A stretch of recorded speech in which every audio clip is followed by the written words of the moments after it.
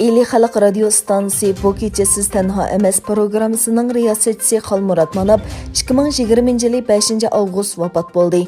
Egilanishicha, talantliq va el so'ygan riyosatchi Xalmurat Manab 2 yil Xitoyning yig'ilish lagerida yetib, 2019-yil chiqqan. Keyincha uning qizil o'nkash kasali bilan davolanayotganligi haqida to'rlarda gaplar tarqalgan. U o'tgan oyda do'stlariga yozgan bir maktubda xizmatdoshlari va do'stlarining uning undidori orqali uchur avatganligi va yo'qlab borganligini, lekin o'zining davolanish sababli ular bilan ko'rishalmaganligini aytgan. Uning kasalining yig'ilish lagerida tutib turilishi bilan munosabatli ekanligi ilgari surilmoqda.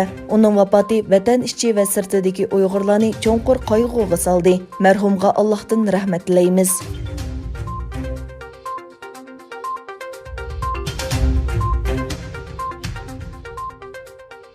Xitoy tarafidan qo'lga ilingan va izdirga bo'lmagan Uyg'ur model sirtqa oshkorlangan bir qisqa video orqali Xitoy yig'ilish lagerlarining ahvolini fosh qildi. Bu yilning beshida sababsiz qo'lga ilingan Mardon G'appar Xitoy yig'ilish lagerida tortilgan 4 minutlik bir videoni tuqqanlar orqali sirtqa oshkorladi.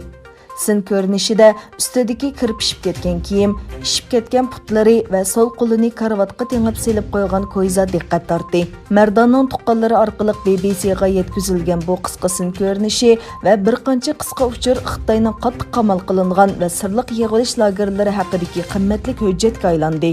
O undidori orqali yo'llagan uchurda o'zining dastlabda Kucha soqchi idorasida tutib turilganligini va bu jarayonda so'roq ishxonalaridan nola faryodlarni anglaganligini yozgan. Mardonning oilasi 5 oydan buyon uning izdirakini qila olmagan. Ular bu sin ko'rinishini oshkorlasa Mardonning texmi og'ir jazolanishga sabab bo'ladiganligini bilib turib, uni yanada BBC muxbirlariga avatgan. Ular buning Mardonni qutqizish va millionlagan Uyg'ur duch kelgan masalaga diqqat tortish uchun oxirgi umid ekanligini aytdi.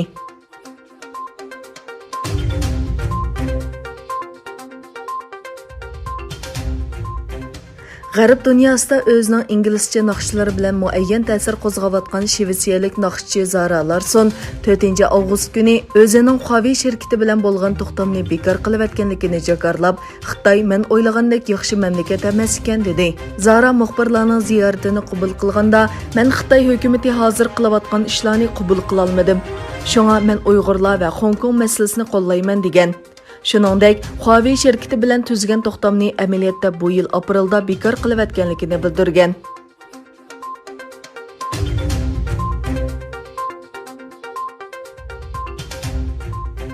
Xitoyning Sharqiy Turkistonda Uyg'ur va qozoqlarga qaratgan bostirish siyosatiga norozilik bildirgan bir qozoq faoliyatchiga qamoq jazosi berildi.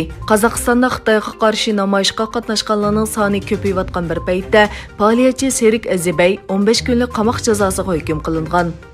Xitoyning Almutadagi konsulxonasi oldida namoyish qilish orqali Xitoy bosh elchisini qo'g'lab chiqarishni talab qilgan Azibay qonunsiz harakat qilish bilan ayblangan.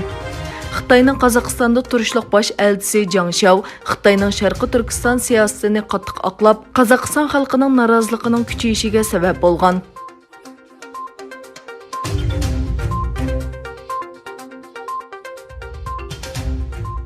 Amerika va Xitoy ikki davlat orasida jiddiychiliklar kun sayin kuchayayotgan bir paytda birinchi bosqichliq savdo kelishimini qaytadan baholab chiqishni planlagan. Bloomberg agentligining bu temaga yaqin manbalarni naql qilib bergan xabarda aytilishicha, yaqindan buyon Amerika va Xitoy orasida kuchayayotgan jiddiychiliklarga qarata har ikki davlatning yuqori darajalik vakillari birinchi bosqichliq savdo kelishimiga qaytadan qarab chiqishni planlagan. Egilanishicha, Amerika savdo vakili Lighthizer va Xitoy muavin bosh ministri Liu He boshchiligida elib berilgan birinchi bosqichliq savdo kelishimi haqidagi suhbat bu kelishim kuchga ega bo'lganligiga dal yarim yil bo'lganda, ya'ni 15-avgust elib berilgan. Oqsaroy va Amerika savdo vakili bu haqdagi savollarga javob berishni rad qilgan.